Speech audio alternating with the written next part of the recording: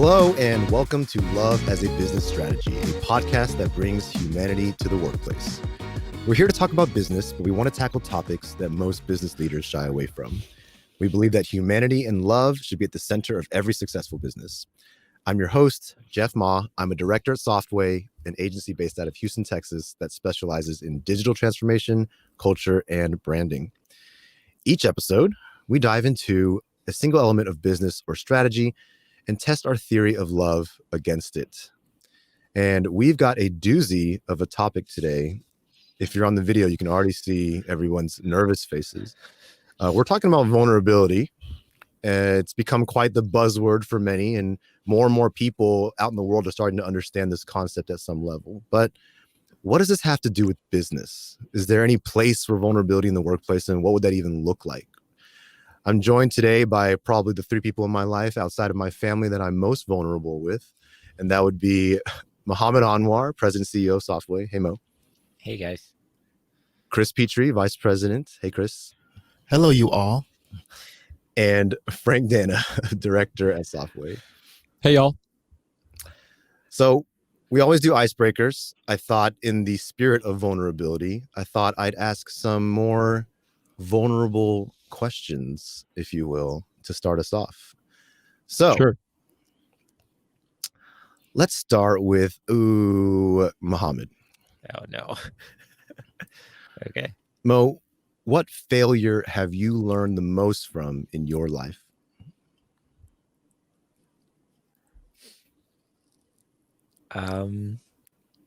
Well, I would say the failure to lead this company the right way.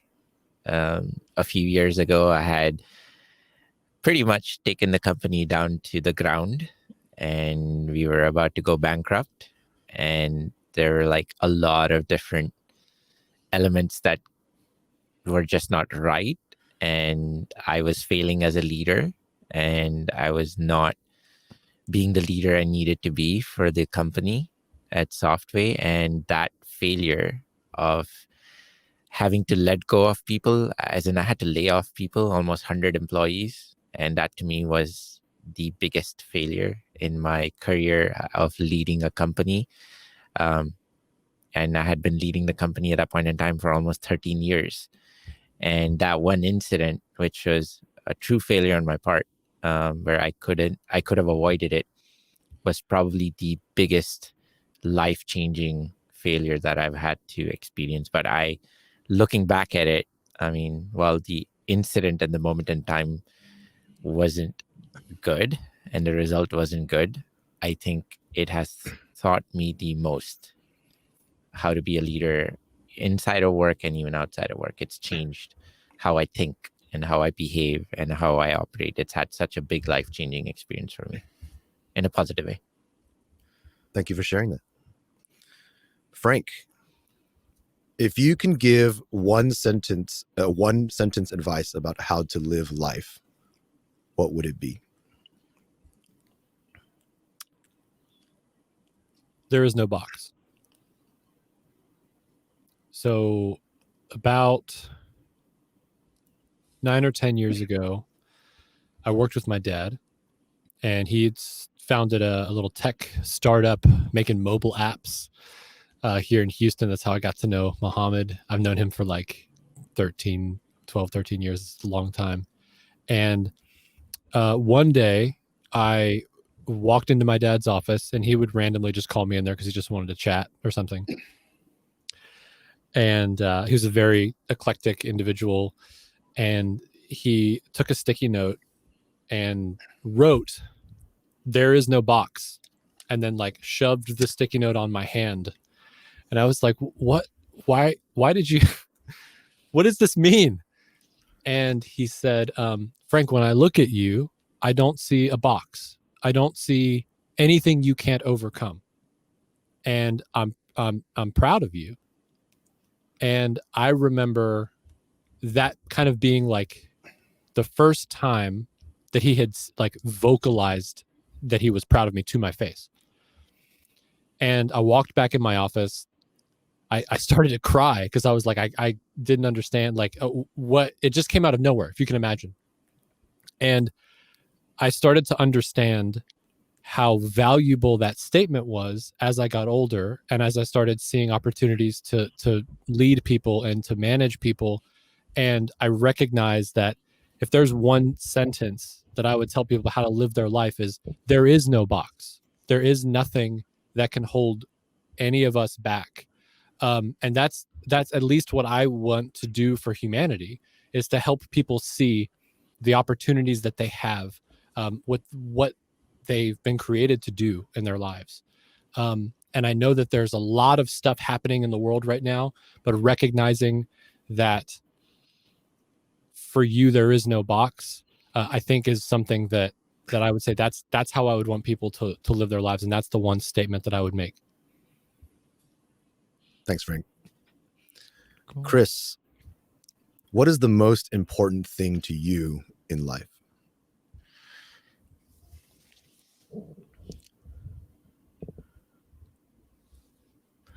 I think for me, the most important thing is, I'm going to say, the wisdom that I have been given, and I'll sort of unpack that. But over my entire life, I have been in the privileged seat to be able to get into places where maybe others wouldn't naturally get into. Like, so just to give you an example, my dad was a pastor of a church, and being a pastor's son, I was always in earshot of just about every conversation where people were looking for his advice or guidance or whatnot. And I was able to listen to what he would say, right? Fast forward to college, I had the chance to work at the senior vice president's office of the university. And in that office were all of his assistant vice presidents. And you just, in that setting, you are exposed to all of the conversations, the politics, the things that happen behind closed doors that, you know, as a student or even as just faculty and general staff, you don't get that kind of exposure or insight into. Fast forward to getting into the working world, where the chief sales officer takes me under her wing and brings me to meetings where I'm not invited so I can listen in. It's, when I look back over my life, those opportunities to learn and glean insight and hear the way other people handle their affairs and their situations and their, you know, lives, it's given me so much opportunity to really not just keep it for myself, but to also try and share it to those who were not in those places and spaces and tables, but also to help others overcome the things that I've seen so many people in my past not be able to overcome, right? And so for me, wisdom is something that I cherish. Awesome. Thank you. So, why did I ask these questions specifically? We have an episode about vulnerability. So, why don't we start, before getting into that, what is vulnerability? I will pick on Frank to start us off here. So what we did just now is we got emotionally vulnerable with each other when we were willing to share something or expose something about ourselves in a very honest way. And that type of vulnerability requires that you let your guard down, that you take off all the armor that you may have put on, the perspective that you want other people to see you by, and you're you, wholly. And when you're that, in that vulnerable state, you're susceptible to the judgment and the jeering and the gossip or anything else that could come by way of you being exposed from an emotional perspective. And so in that way, you know, we've showcased one facet of vulnerability, but vulnerability doesn't just mean emotional exposure, right? Vulnerability is when you are simply willing to be more honest and more open about any situation. And it can be inside and outside of work. But I think the example that we were trying to show is that when you're able to be vulnerable, even in this type of context, I learned something new about my colleagues just now, even though I've lived through Muhammad's story. I still learned a new perspective, a new component of that story. And knowing Chris, I see the output and success of that wisdom coming through in the way he handles himself, the way he communicates, the way he lives his life as a leader. And so it's able to give me more understanding. It's the great connector. Vulnerability is the great connector. I think a very, I guess, a little more mainstream, popular kind of advocate for vulnerability is Brene Brown. I think a lot of people have heard of her works. She defines vulnerability as, uncertainty, risk, and emotional exposure.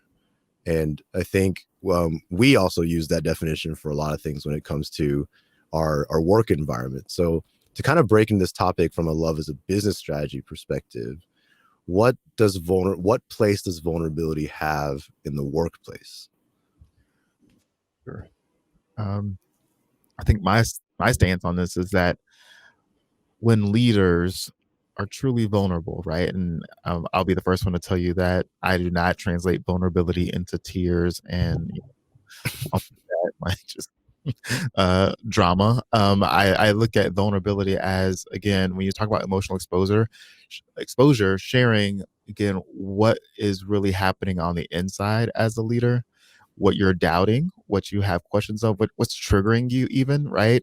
And to do so in a way that allows others to understand perhaps why you might not be the most excited in a moment, or why you are extremely excited in a moment, right? And when you as a leader are tapping into that vulnerability, it unlocks that inspiration, that motivation, and that, that loyalty that you're looking for from employees. Because when they see that leader as approachable, fallible, human, someone who's also trying to navigate this thing called life, it actually, gives them the ability to sort of just relax their shoulders a little bit more, because perfection is no one's game. Like, there's no such thing as being a perfect person, a perfect leader. And that vulnerability allows for people to see that veneer that some people have perhaps towards leadership is not true. It's not real. We have all sorts of emotions just like anybody else. We all have trials and things that are happening in our lives, and holding it all together isn't possible at every moment of the day. Right? Like, sometimes my life is not together. And while that is a hard thing to articulate to people who are looking to you for answers or direction or guidance or stability, right? To be able to say, like, while yes, I want to be there for you and all of those things and give you those things, there are certain times where I just don't know the answer, right? It's my job to go and find the answer, but I'm hoping that we can find it together. But that takes not just a vulnerable leader, but also an accepting team. I'm interested. I wanted to ask Muhammad, what is the easiest way for leaders to be vulnerable? Like, in your opinion, how would you say for people, like, especially Chris was like, no tears, right? Or tears, limited engagement on the tears side of things. What would you say would be the alternative to that if we're talking about vulnerability as part of love as a business strategy? Sure. Like, from a leader standpoint, it's as simple as just taking ownership and apologizing. The most difficult thing that I think leaders face in their career is trying to be perfect, trying to be right all the time. And when you're at this position of leadership, there's something about ego and, how you reach that, stage in your career, and you must have done something right to get there. I'm sure all leaders do some things that are notable. That's what gets them to those positions. But if you're unable to recognize that you can be wrong and admit that in front of your coworkers and your team members in an open, just acknowledgement way of saying, you know what, I messed up. You're right. I apologize. It's as simple as that, Frank. Nothing more. Just taking ownership and apologizing is probably the most simplest way of being vulnerable, but yet one of the most powerful way of being courageous and strong in front of your team. Just by So why? admitting your mistake. Yeah. So I was gonna say, why is that powerful though? Like, why is the ability to admit your mistakes a powerful thing? I think at that very moment in time when you are able to show to your team that it's okay to be wrong, it's okay to fail, it's okay to make mistakes. Like Chris mentioned, the relief it has on your team to strive to this perfection is that burden is kind of released, and they're like, oh, my leader is human just like me, and if my leader is demonstrating it's okay to be wrong at times, then you know what? I'm going to be, I feel more comfortable doing the same, not because I want to fail, but I know that if I fail trying, it's okay. It's okay and it's acceptable because my leader can have the same challenges as I, and that helps me, have more trust and empathy towards the leader, but also it's going to drive you to try more things, take more risks, and it's okay to try and fail, but not trying anything because of the fear of failure is kind of lifted when a leader does that. When I think of vulnerability, we talk a lot, obviously in our line of work, we talk a lot about the leader's role in vulnerability, which is absolutely key and critical. I also look at vulnerability as this kind of this element that permeates the entire organization at times. And you have this, in my mind, it's like this vulnerability level. And I know that's not a real thing. It's not necessarily measurable. But when I walk into a room with one team versus another team, when you enter just a room, I personally get this sense of like this level of vulnerability. It shows up in how we speak to one another, how we joke or how we don't joke, or how much space we give each other when it's all these little nuanced things come from the relationship that we have. Even if it's a group of 10 people, what's every one-to-one relationship in that room look like? And to me, that sums up this culture, like the role of vulnerability in a culture, because a leader absolutely is, obviously we've said time and time again, a leader builds or breaks culture. And so it starts with a leader, but I'm often reminded of the role that vulnerability plays, not just from a leader, admitting to mistakes and things like that, which is obviously key, but how much emphasis the culture puts in an organization on people caring about one another at a human level, which builds that vulnerable relationship. We've talked about high performing teams. We've talked about, all the other topics, trust and empathy and things like this. And that layer of vulnerability, we always come back to it, because without some level of vulnerability, again, it's a huge scale. It's not just like you have it or you don't, but without some element of vulnerability, in my experience, you miss out on so many real benefits of how people work together, whether it's willingness to speak up when they have an idea. You may have missed out on a great idea, or someone to raise their hand and say something's wrong when something is wrong. These require a certain, in my mind, just culture that has vulnerability accepted and allowed and embraced to really bring out the potential in people. So I also look at it through that lens as this all-encompassing element that everyone needs to share a part of. Yeah, I completely agree. I agree. I was going to say quickly that it's funny, we're working remotely now, and we've also like done a lot of different things in our company where we're creating these new teams, right? And people that have never worked with each other before. And it's interesting to me that sometimes when you jump into a meeting and everybody has their camera on, and then other meetings you jump into and one person has a camera on. Shout out to Aaron. But it's interesting though. There's like this connection where you can kind of tell when a team is a little bit more comfortable with each other sometimes, and it's not the case all the time, right? I'm not saying that everybody has to have their camera on in order to be vulnerable, but it's interesting that there's this willingness with these people that are more comfortable with each other to be able to be more open. And sometimes in a remote capacity, that means popping their camera on for a few moments and saying hello. And so it's just interesting, even in this remote dynamic, to see how vulnerability plays into showing up and being willing to be more participatory in conversation and in ideation and all of those components that make up a team.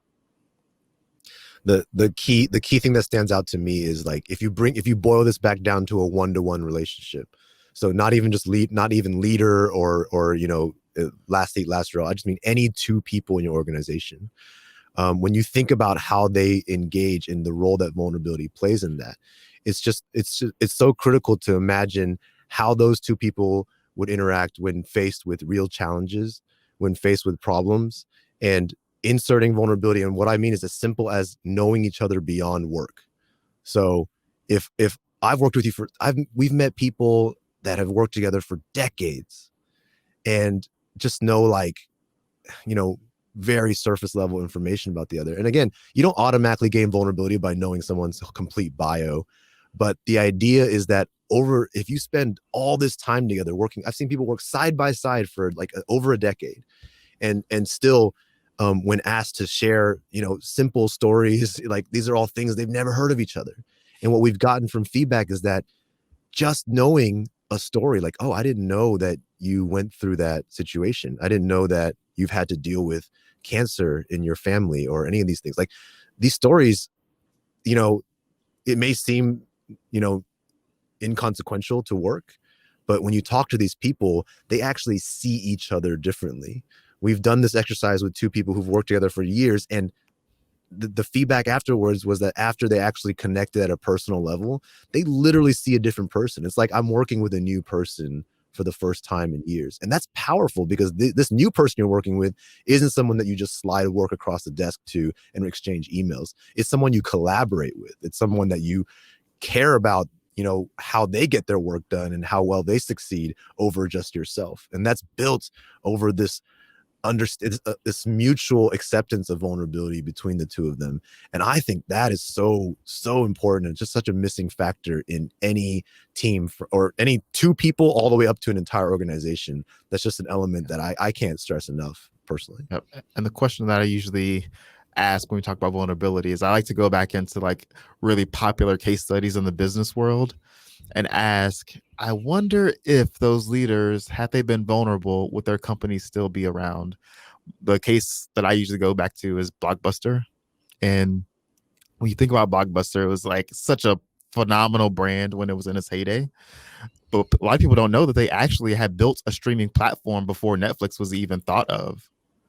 They saw that as a threat to their business, and so they shelved it. And imagine if a leader inside a Blockbuster in its last days, or when they realized that their numbers were not returning or bouncing back, if they would have got up and told the company, we don't know what to do, we are in trouble and we need everyone's help. I can't imagine that whoever had that streaming platform sitting there would not have said, actually, I might have something that we can test and see if this is something that's viable or not. Right? What if someone had been open enough to ask a full team or a full organization to help save the business and been vulnerable enough to say, I don't know how to do it myself? I love that. Yeah, that type of transparency is incredibly rare.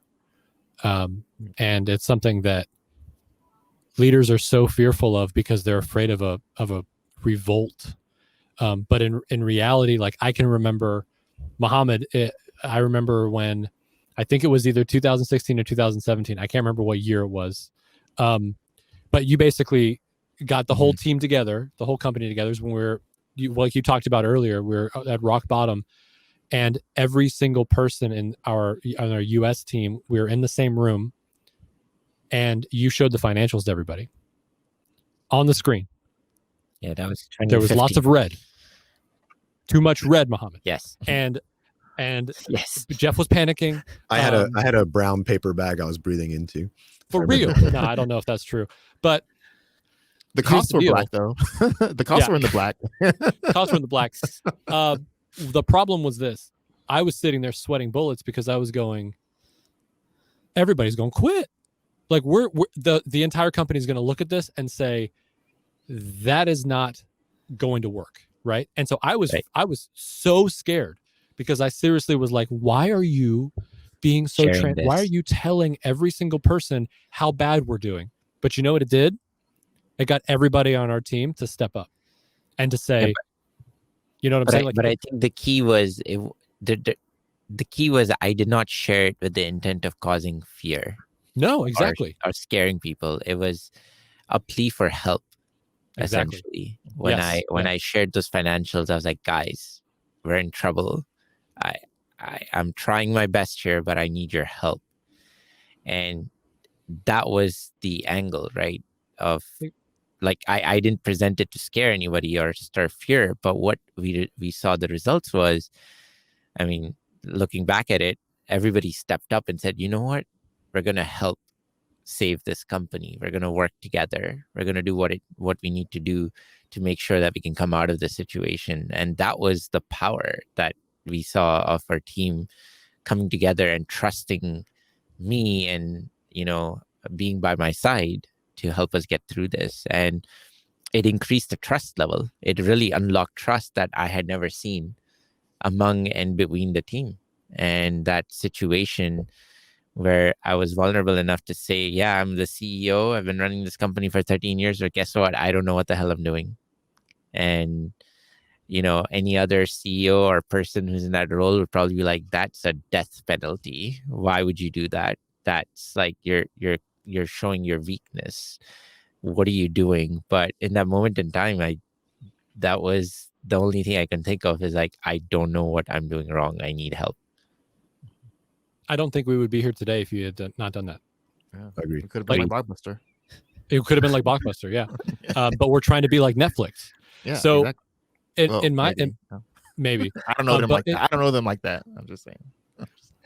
the point for me though is that Muhammad, when you reached across the table essentially and said, and were as vulnerable as you could have been, right? I don't even know how you were feeling in that moment, but it was an opportunity for people to step up. It was, you gave us the ability to say, we want to be part of the solution, right? You didn't just decide that we shouldn't be included in the discussion, in the conversation.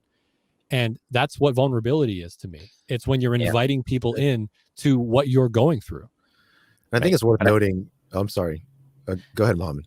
I was just going to say, in the moment in time, I won't lie, I was scared. And I think I was extremely fearful. And I think up until that moment in time, I was trying to demonstrate this strength of like, I know what I'm doing. We're going to survive. We're going to be fine. Nothing's wrong, right?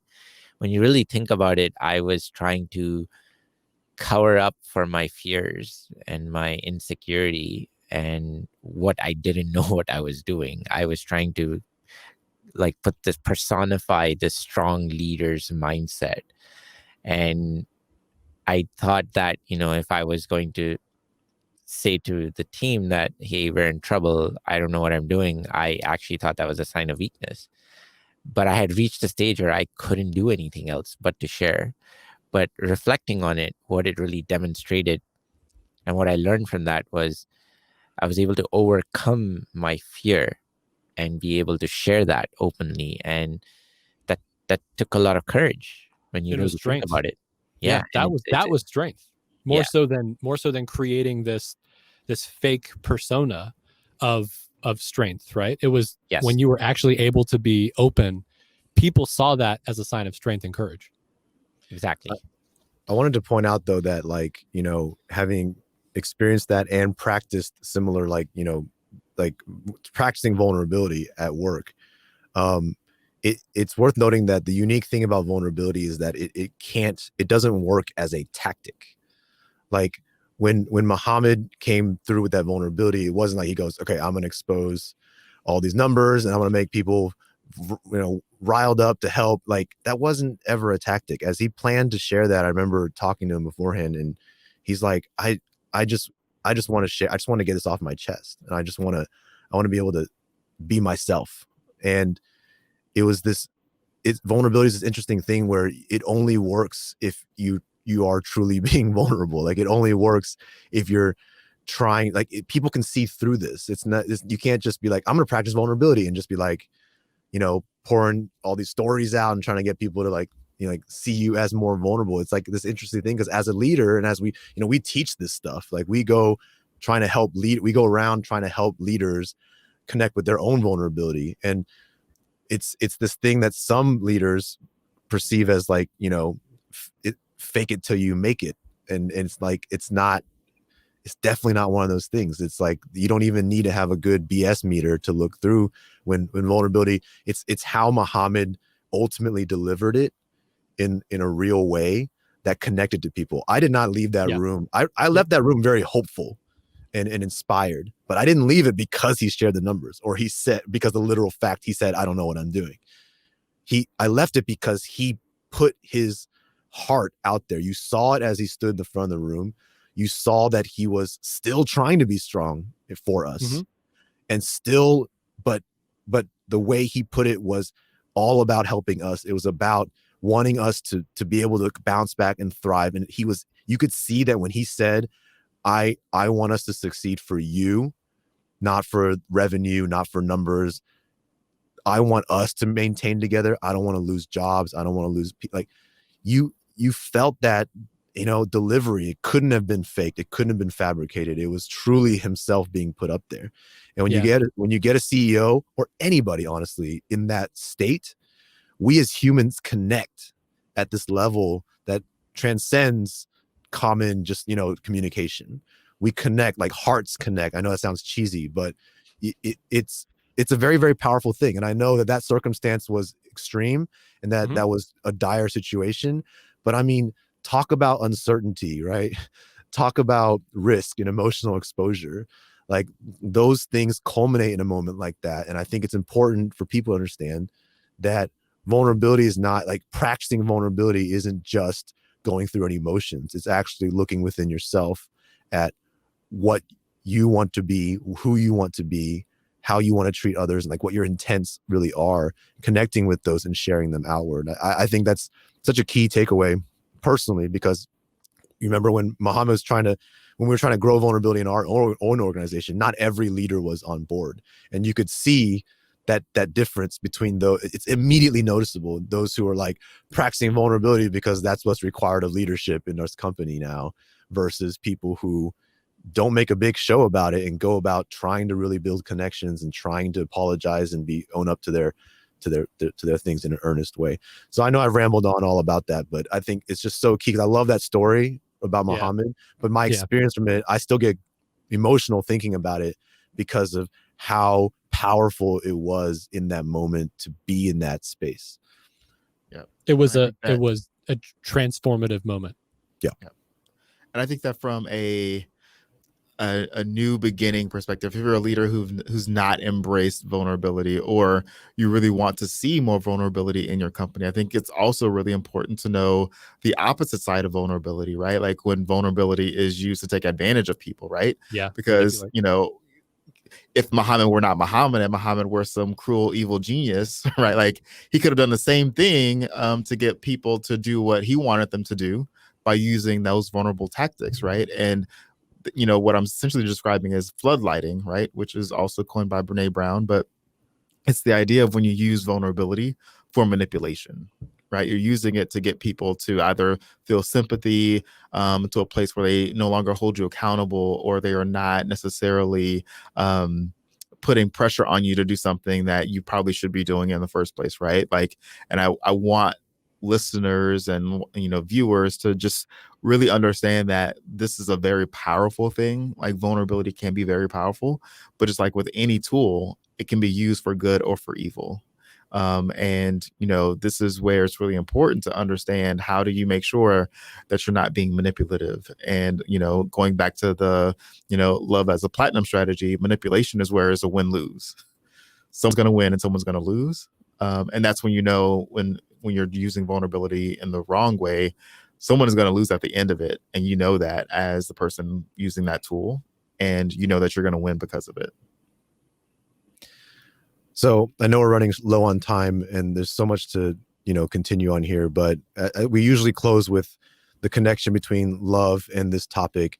I think that's clear. I want to close with, what is the practical application? I guess if people are listening, where do they go next with this? If you understand the value of vulnerability in the workplace, what can a leader or anybody go off and take a first step at? Ask how someone's weekend was on a Monday. Just what did you do over the week? I mean, it's as simple as starting a conversation, right, with someone else. That's the intent, is just to begin a conversation where you can learn more about another person, walking away from that knowing something more than what you did previously. That's my little piece of what I think leaders can do, or anybody can do, to build better relationships inside of an organization. Or just it sounds very simple, but you'd be surprised at how many people walk in on Monday and there's no discussion, there's no upfront conversation. It's just, let's get back to work. There are moments that we all have where we can just add a little bit more humanity into it, and that's a good time to do it. Yep. And like for me, because I'm that anti-crier, right? Like, let's not bring tears into this. I think that some of the easiest ways is to actually introduce levity, right?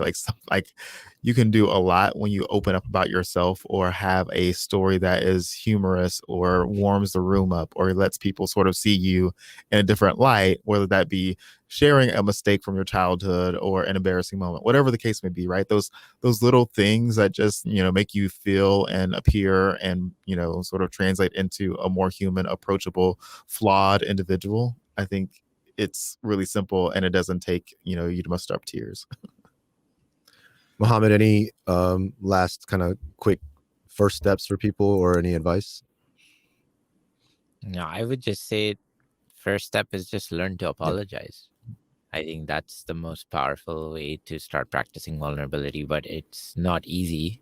It requires a lot of courage to be able to push your ego down and be able to take ownership. And I know it's easier said than done, but that's the simplest way. I would leave it that. Just learn to apologize. And for those academic minds out there, Brene Brown, we're huge fans. So she has a lot of great resources to go listen. She dives very, very deep and thoroughly. She spent her life studying this. So it's wonderful stuff. So that'll do it for vulnerability. I want to thank you all, Mohammed, Frank, and Chris, for being so vulnerable today. And that was a great conversation I thought we had there. Here at the podcast, we're going to be posting new episodes every Tuesday. And so we'd love to hear from you. What would you like to hear next Tuesday? What would the next topic that interests you or would help you out be? Let us know at softway.com/labs, LAABS. And if you like what you heard, please leave us a review. Subscribe on Apple and Spotify. That would mean a lot. And with that, I will see you guys next Tuesday.